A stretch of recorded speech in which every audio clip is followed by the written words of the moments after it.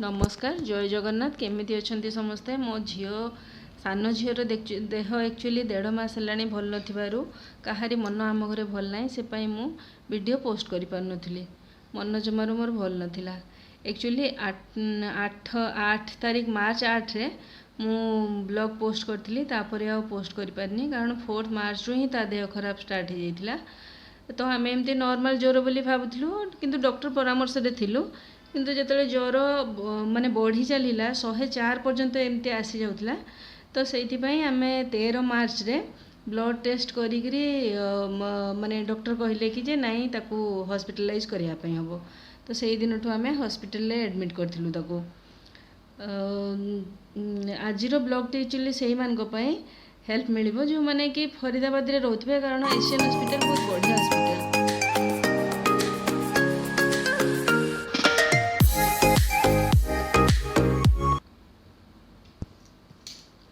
एटा होची शुभ्रार आमे तार एटा रूममेट ताकू मिलिथिला एठी डॉक्टर स्टाफ नर्स समस्त बहुत बढ़िया बहुत माने सबटु बड़ कथा कि एठी रेस्पॉन्स बहुत बढ़िया दियंती और टेक्नोलॉजी भी ए हॉस्पिटल ले बहुत भलो एटा देखंतु केते स्पेशियस थिला रूमटा आमे 5 महला रे थिलु एठी आसिक आमे एडमिट करिया परे परे सांगे सांगे ट्रीटमेंट स्टार्ट हेइथिला एठी खाइया पई भी बहुत बढ़िया दउथांती माने ब्रेकफास्ट लंच डिनर ता मझिरे मझिरे भी आनिकी दउथांती एठी एक्चुअली जेतले देह खराब होता है ना आमे जानि पारुनी को हॉस्पिटल को जीवु को डॉक्टर को देखिबु आमे एक्चुअली डॉक्टर भौमिक जी की एबे डायरेक्टर लेवल ले अछंती तांको अंडर आमे ट्रीटमेंट होतलो सी मेडिसिन ने बहुत बढ़िया माने हमर फैमिली डॉक्टर भलिया सी बाबू कैसा लग रहा है केमती लगुच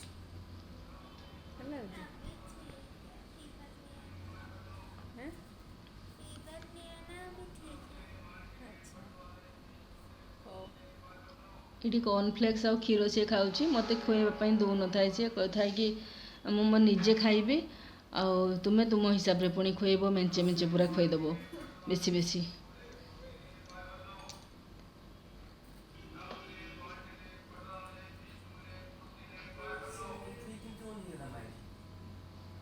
मुझे तो खुई देवी दे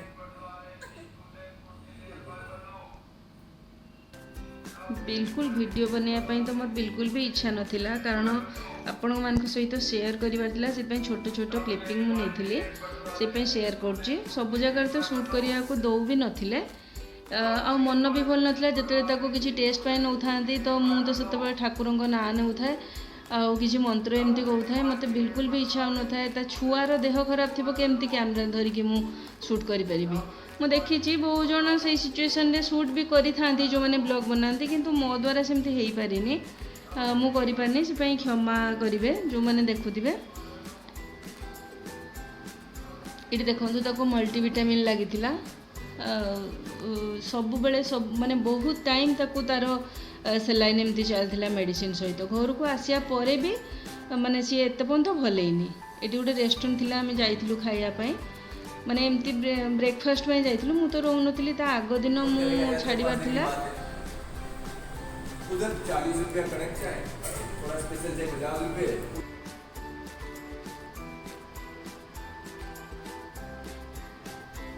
एमती चा पीवाई आम तौक जाइलु ये तो सब जिनस बहुत कॉस्टली थिला किंतु साफ सुथरा था पूरा हाइजीनिक काली जाओ आम छुट्टी मिल जिवो ते घर को जाइए शांति ये हॉस्पिटल खाना खाई थकी गले कारण ये रो था राति रे मु तो पड़ो था तो केमती लगुच हॉस्पिटल खाना भल लगे हाँ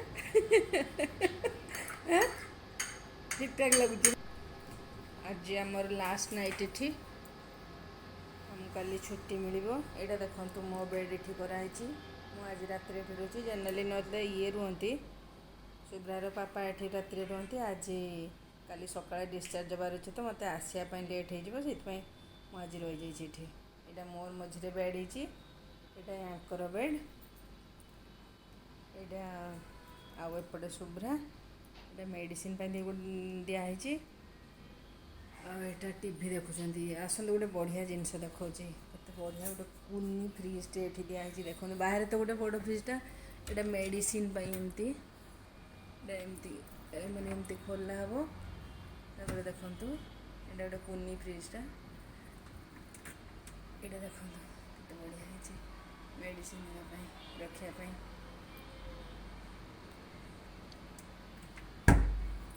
ଗୋଟେ ମାସ ପୁରା ତାର 104 ଟେମ୍ପରେଚର ରହିଲା, ତ ସବୁ ପ୍ରକାର ତାର ଟେଷ୍ଟ ସରିଲା ପରେ ଜଣାପଡ଼ିଲା କି ତାକୁ ଇଣ୍ଟେଷ୍ଟାଇନ୍ ବ୍ୟାକ୍ଟେରିଆଲ ଇନଫେକ୍ସନ୍ ହେଇଛି, ଜବକି ଆଜି ପର୍ଯ୍ୟନ୍ତ ସେଇଟା ଠିକ୍ ହେଇନି। ସେଇଥିପାଇଁ ମୋର ଡିସଚାର୍ଜ ହେବା ପରେ ବି ମୁଁ ଆଜି କେତେ ଲେଟ୍ରେ ଭିଡ଼ିଓ ମତଲବ ବ୍ଲଗ୍ ପାଇଁ ମାଇଣ୍ଡ ମେକଅପ୍ କରିକିରି କରୁଛି। ବିଲକୁଲ ଆଜି ବି ମୋର ଇଚ୍ଛା ନଥିଲା କି ଯେ ମୁଁ କିଛି ପୋଷ୍ଟ କରେ ବୋଲି, କାରଣ ଆପଣମାନଙ୍କ ସହିତ ସେୟାର କରିବାର ଥିଲା, ସେଇଥିପାଇଁ ମୁଁ ପୋଷ୍ଟ କରୁଛି। ଆଜି ଆମର ଛୁଟି ହେଇଗଲା, ଆମକୁ ଡିସଚାର୍ଜ ମିଳିଗଲା। ଏତେ ଦିନ ରହିଲା ପରେ କେମିତି ଗୋଟେ ଲାଗୁଛି। ସବୁ ପ୍ରକାର ଫ୍ୟାସିଲିଟି ଅଛି, କିନ୍ତୁ ହସ୍ପିଟାଲରେ ରହିବା ବହୁତ କଷ୍ଟ। ମୁଁ ତ କହିବି କି ଭଗବାନ କରନ୍ତୁ କାହାକୁ ହସ୍ପିଟାଲରେ ରହିବା ପାଇଁ ନ ପଡ଼ୁ। ଯଦି ଆପଣମାନଙ୍କୁ ଭିଡ଼ିଓଟି ଭଲ ଲାଗିଥିବ ଲାଇକ୍ ସେୟାର ନିଶ୍ଚୟ କରିବେ। ମୋ ଚ୍ୟାନେଲକୁ ସବସ୍କ୍ରାଇବ୍ କରିବାକୁ ଭୁଲିବେନି। ପାଖରେ ଥିବା ବେଲ୍ ଆଇକନ୍କୁ ପ୍ରେସ୍ କରିବେ, ଯେମିତି ନୂଆ ନୂଆ ବ୍ଲଗ୍ର ନୋଟିଫିକେସନ୍ ଆପଣଙ୍କୁ ଜଣାପଡ଼ିବ। ଆଉ ଥରେ ପୁଣି କେବେ ବ୍ଲଗ୍ ନେଇ ଆସିବି ମୁଁ ନିଜେ ବି ଜାଣିନି, କାରଣ ଝିଅର ଦେହ ଏବେ ବି ଭଲ ନାହିଁ। ଭଲ ହେବା ପର୍ଯ୍ୟନ୍ତ ନମସ୍କାର।